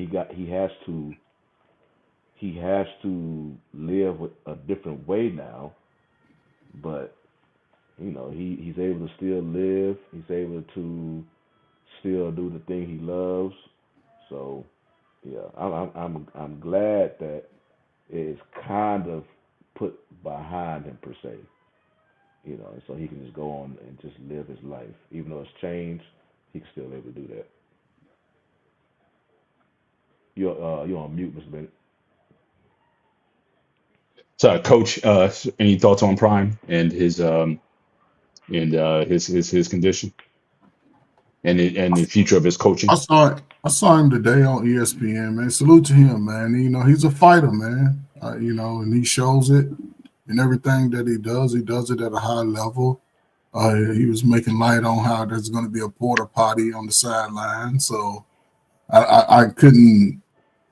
I really don't understand. I know you when you get your bladder removed, you ain't really got no stopping ground for your urine. It's just gonna flow when it flows. But the fact that he's making light of it and he's in good spirits, I think it even shows what type of fighter he is. He's always been somebody that I sort of admired, uh, just not from a sports point of view, but just as a father, man. And hell, he did what Eli Manning's daddy did. My son ain't going to this team on national TV, and he was just saying, so he took some flack for that, but it's going to be interesting to see how Colorado sort of fares this year. He doesn't have two players that he can trust, and I think I don't know, man. I hope he gets to finish the season with no more health issues, and of course, hopefully we can probably see him in the Coaching Hall of Fame with a couple of more 10-win seasons. If that's as far as he goes, but I don't know. Gotcha. It's yet to Gotcha. be seen. Yeah. Yeah. Now, speaking of his son, so again, this also just came out today. So again, of the the owner of the Browns came out talking about Shador in the draft and kind of where he is on the draft chart. So again, if you told me Friday night driving home, y'all going to pick Shador, I would have said that's not happening. But we had a conversation earlier that morning. I think we have the right people involved in the conversation. At the end of the day, it's Andrew Barry, who's GM. Andrew made the call to pick Shador. So again, what are your thoughts just based on Haslam, as the owner, was not high as obviously most NFL teams weren't high on drafting Shador. Now, again, whether or not we chopped that up a long time ago, whether or not he was worthy of a first round draft. I know we had several conversations on that and how that draft night went. But certainly your thoughts, just given this, the owner being very upfront, what do you think his chances are going into training camp? He's not getting starter reps. His chances to make this team because they got 5 quarterbacks, I believe. Certainly on his team, including they still have Watson on the roster. So what are your thoughts on him? Do you think he will earn a roster spot on this team, given even the owner's comments about his he wasn't interested on draft night in getting Shador, but he trusted his GM. So your thoughts on his prospects? Will he make this team? Well, it's the Browns being the Browns as far as when it comes to that quarterback position. It's a reason why when you look at that dude who was famous, the Browns fan, who had all these different Browns quarterbacks in the past, with the names crossed going to the next dude, crossed going to the next dude. That organization don't know how to draft or nor develop quarterbacks.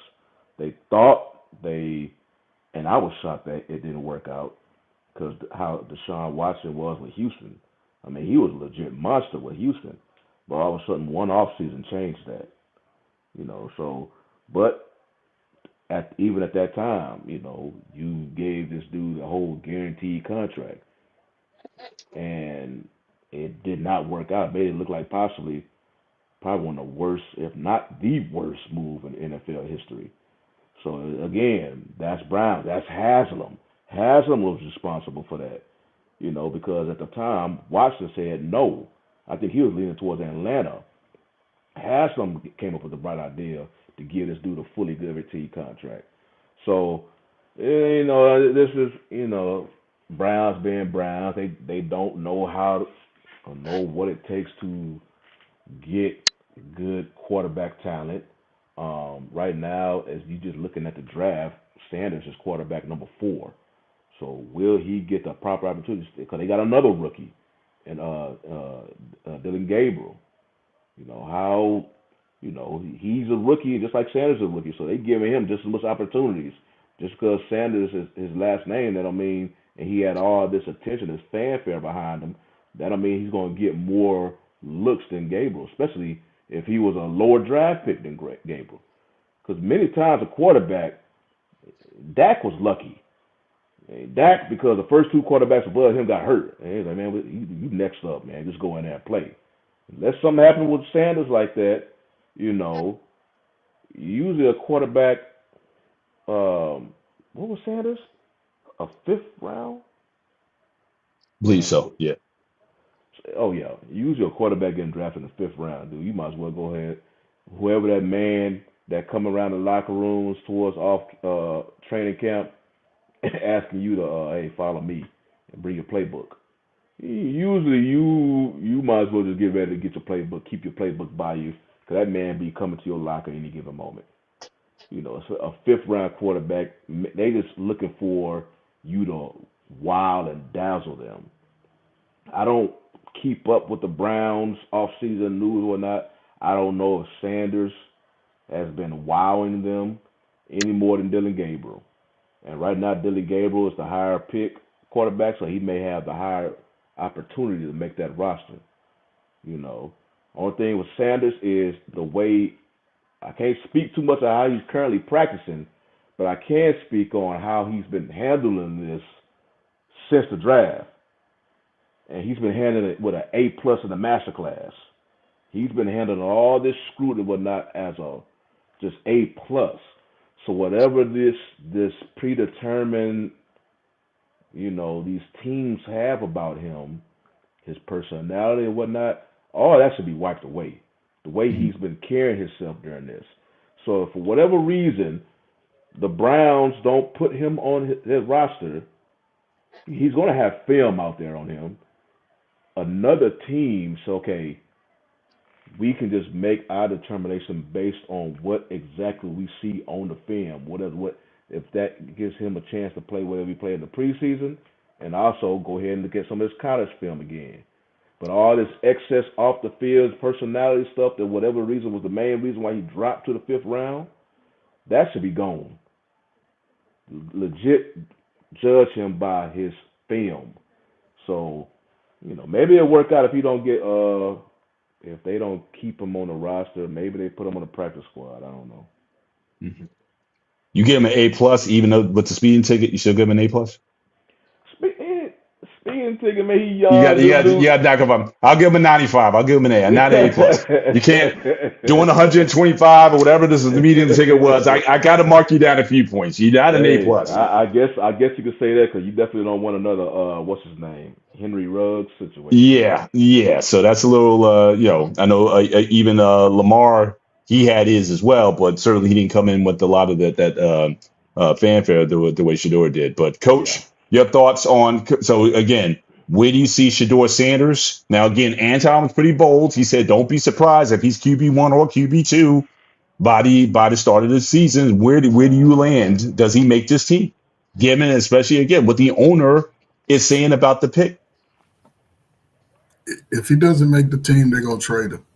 I don't think they're going to cut him.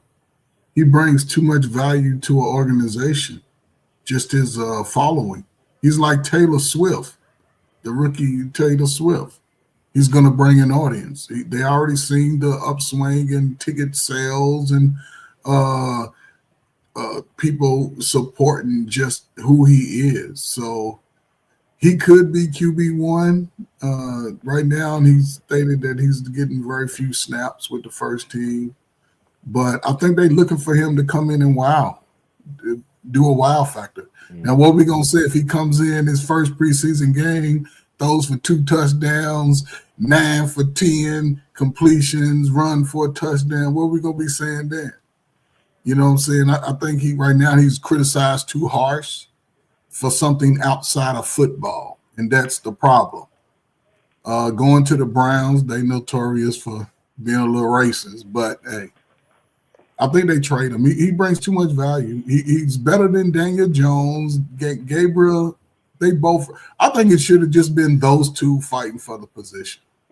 Flacco should be the third string mentor at this point. But who's to say? It's wide open to me. So it's. I know Watson's still on the roster, but it's Flacco, Kenny Pickett. He's hurt. We know. Hurt. He might be gone. Oh, is he hurt already? Yeah, he's hurt. Oh, he's hurt. He may be gone then too. So yeah, he's hurt. Basically now, Flacco QB1, Gabriel QB2, Sanders QB3, Watson basically. When Watson gets healthy, he's going to be QB1.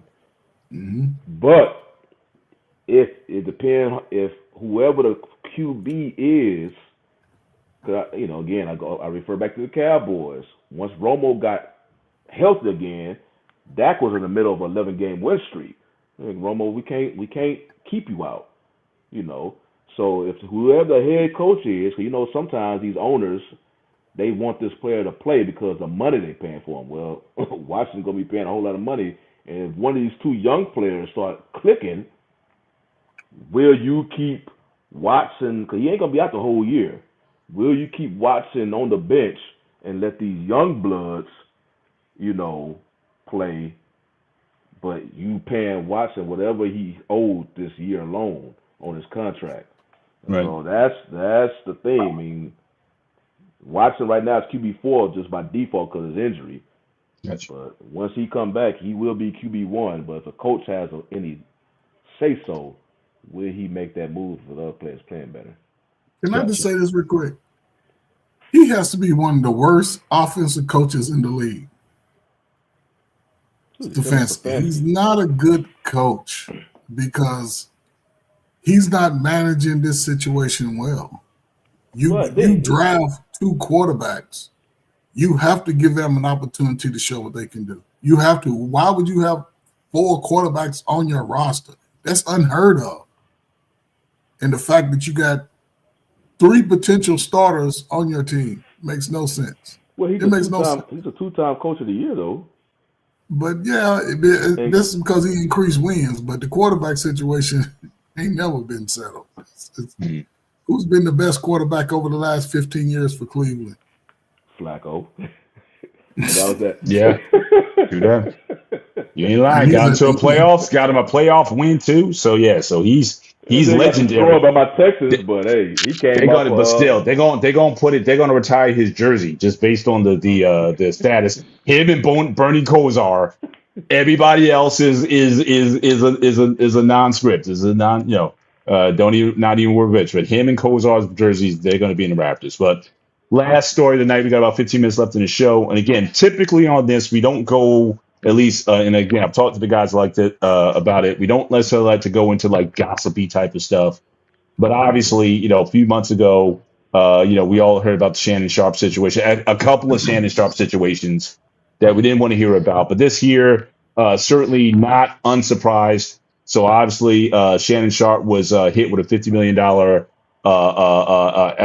SA lawsuit, and he sued back. So he just recently settled, and because of that settlement, even though he declared his innocence, but because of the settlement that he did, ESPN cut ties certainly with him because of that, and so it's just another tale that we talked about Gilbert Arenas at the beginning of the show. Just a lot of times, just as being a former athlete, and again, he was certainly, his platforms, the podcast that he has, very successful. But it almost makes you think that some guys just aren't ready. Certain guys aren't cut for the mainstream. I mean, ESPN fairly conservative when it comes. They don't like a lot of scandals, a lot of baggers carrying their way or whatever. And he was like trying to get into some upper rooms. But if you look at a lot of his advertisers, he advertises ED treatments and gambling sites and things of that nature. But, if you want to be mainstream on ESPN, that's a whole nother image. That's a whole nother block. If you want Coca-Cola and some of these sort of name brands, that's certainly something that you have to be mindful of. But this is just another tale, a guy in his personal life, letting his personal life get in the way of things. He had a lot of things up front. He had a lucrative ESPN deal. Just a lot was there, but because of some personal indiscretions, getting with somebody. And again, I'm not here to talk about his personal life and who he should be dating and all that kind of stuff. But it's just another sign that, especially for black men in particular, even in 2025, you certainly still need to be careful about the company that you're keeping, the moves that you're making, because again, the target is on your back. And just because you have it, it's almost like success can be the most dangerous thing that can happen to an individual when you start feeling yourself a little bit and you start getting a little sloppy. We all know about the video, him caught off, doing some things there. But it's just, any thoughts on this? Again, this just happened today. This just came out. The lawsuit settlement was a few days earlier, but ESPN, they kind of washed their hands, even though he did step away from the show at the time the lawsuit was announced. But nevertheless, just another case of guys being brought down by being in places or doing things that they might not need to be doing. So your thoughts on this is the last block of the show, and we'll look to land this plane. So go ahead, Shawnee. Yeah, my thing is with First Take. This is the second time they had like these analysts teaming up with Stephen A. Both of them was a hit. Remember, they were doing that with Michael Irvin for like, I think, Mondays every week until his thing happened in a hotel. And even though he looked like he was clear that was not ESPN, yeah, they didn't bring it back. Uh, Shannon Sharp, you know, even though you look at, I really don't know what really happened, because to me, and I know you mentioned Mr. Bennett. I know when we in our private messages we mentioned, like, we try to stay away from the gossip and whatnot, but you still kind of mindful of what's going on in the store. We just don't talk about it too much on the show. In this case, as I was listening to it and reading and whatnot, I still really don't know what exactly did he do wrong per se. Because when the lawyer came out, and this is the same lawyer, this Tony Busby guy. He's some lawyer in the Houston area, Mm-hmm. known for going after these high profile. He's the same lawyer that somehow found these 20 plus women to come after Deshaun Watson. I Mm-hmm. always kind of felt some type of way about that dude, because it's just like he just cast a net out there to grab whoever these women. All of a sudden, next thing you know, he's coming back with all these lawsuits, or this big high value lawsuits, civil suits at that, but never really have any evidence in them. They just, your name gets so sullied that these dudes ultimately settle just so they can live on with their lives. And obviously his clients get a payday, and damn sure so does he. So that's just how he moves. But yeah, when I look at it, they were saying like it was a consensual but tumultuous relationship. So to me, it was like whatever they was doing in consensual. It was consensual. They just had a lot of arguments. That's what it sounds like to me from the outside looking in. I don't really know what happened for the woman to put this lawsuit asking for the millions that she did, and obviously whatever she was settled on, which I was surprised he was actually settling for, because he categorically denied that he did anything wrong. Even went to court and was at the courthouse. Him and his team was at the courthouse, but Busby didn't show up.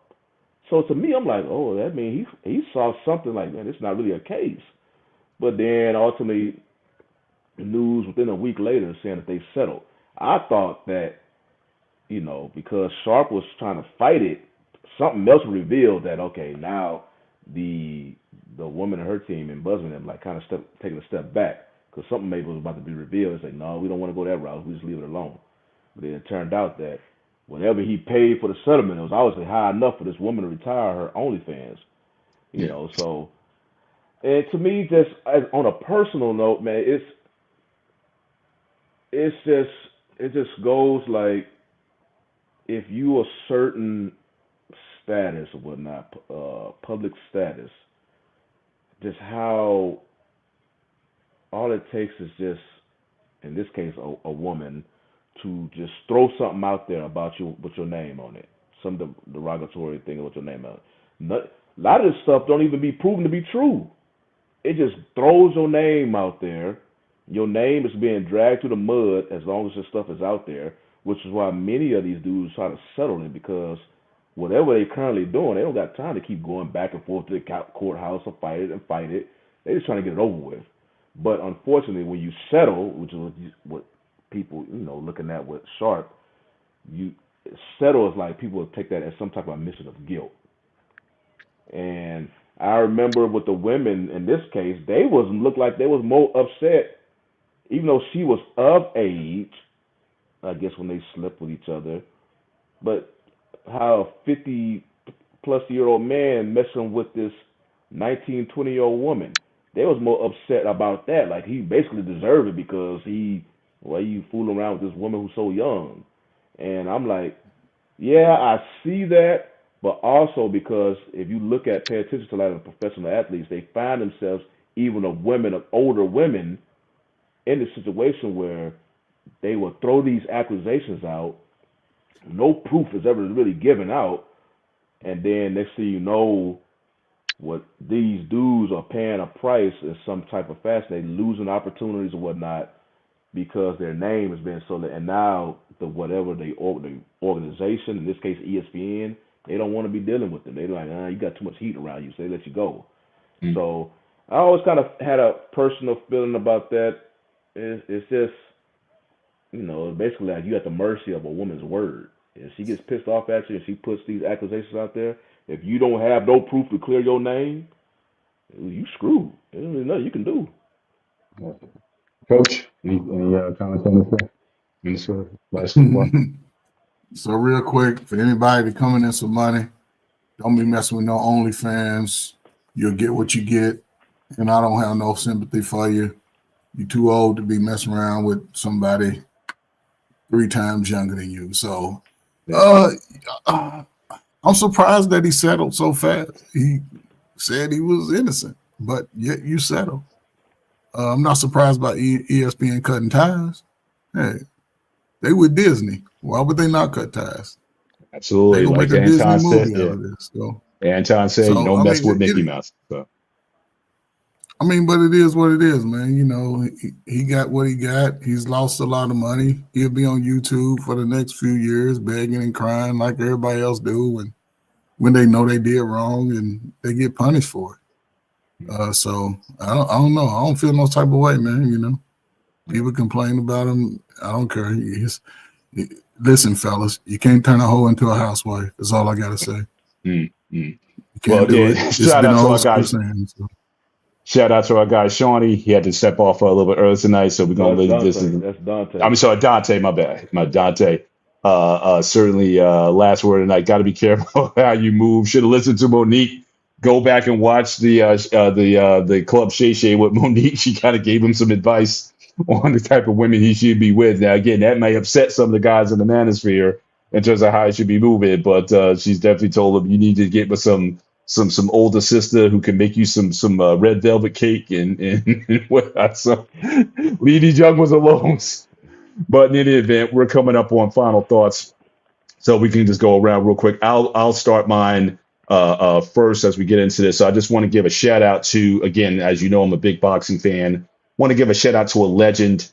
So again, you have Boxing Hall of Famer Dwight Muhammad Kwawi, formerly Dwight Braxton, dies at 72 years old. Now, again, the first time I watched him, this is back in the 80s, the early 80s, NBC Sports used to have boxing events from Rahway State Prison in the 80s. Live boxing, Marv Albert and those guys in the prison covering fights in the early 80s. That was the first time I saw him.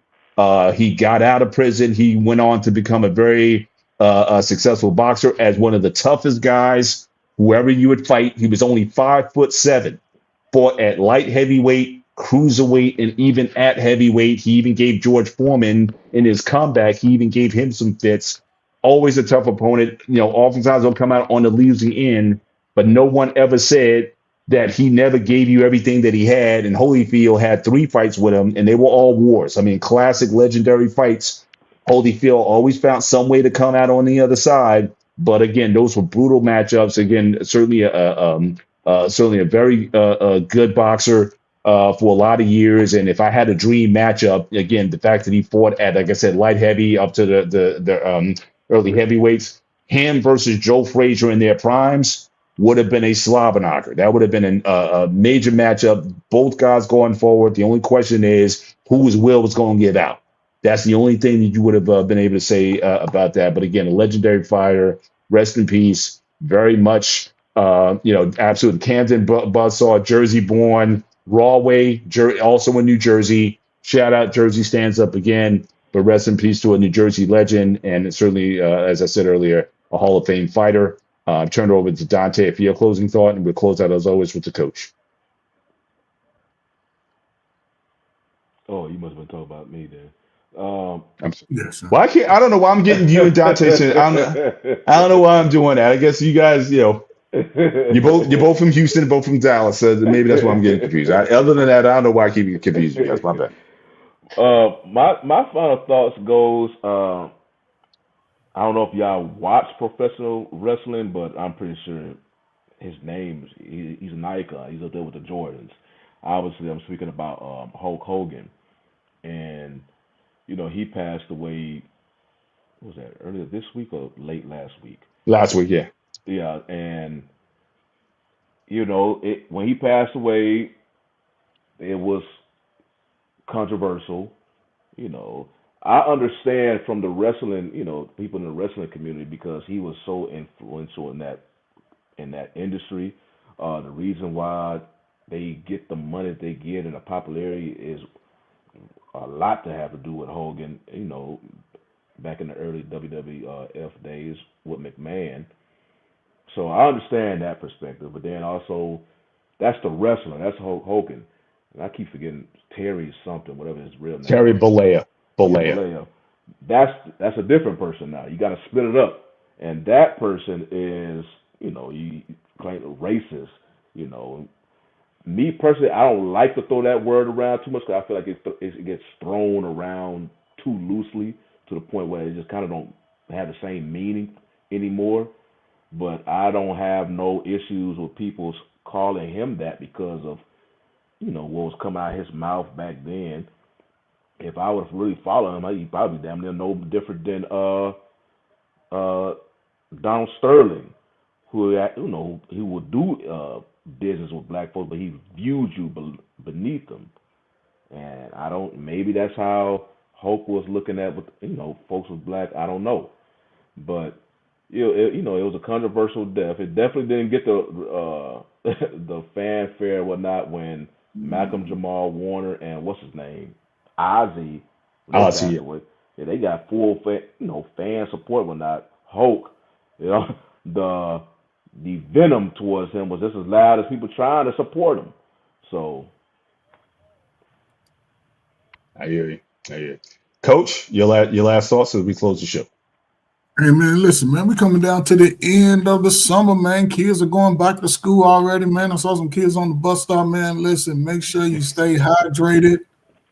Don't be fooled by not sweating. Even though you may not sweat, you still need to drink your water, man. Drink your water. Everybody get in shape. Enjoy the last few weeks of summer. Make sure you start looking at your rain gear, looking at your winter clothes. Get everything nice and clean, man. NFL's about to start. When is the Hall of Fame game, man? Ain't that this weekend? Think so. All right, man. So y'all get y'all first little glimpse of some rookies.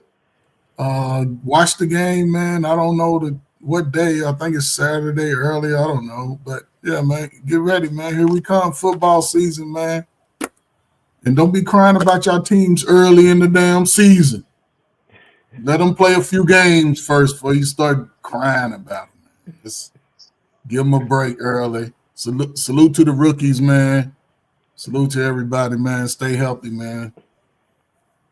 Sounds good. All right. Well, again, thanks. I appreciate that. Yes. Yeah. Rest in peace, Malcolm Jamal Warner, Ozzy Osbourne, Chuck Mangione. Certainly a great jazz player, horn player.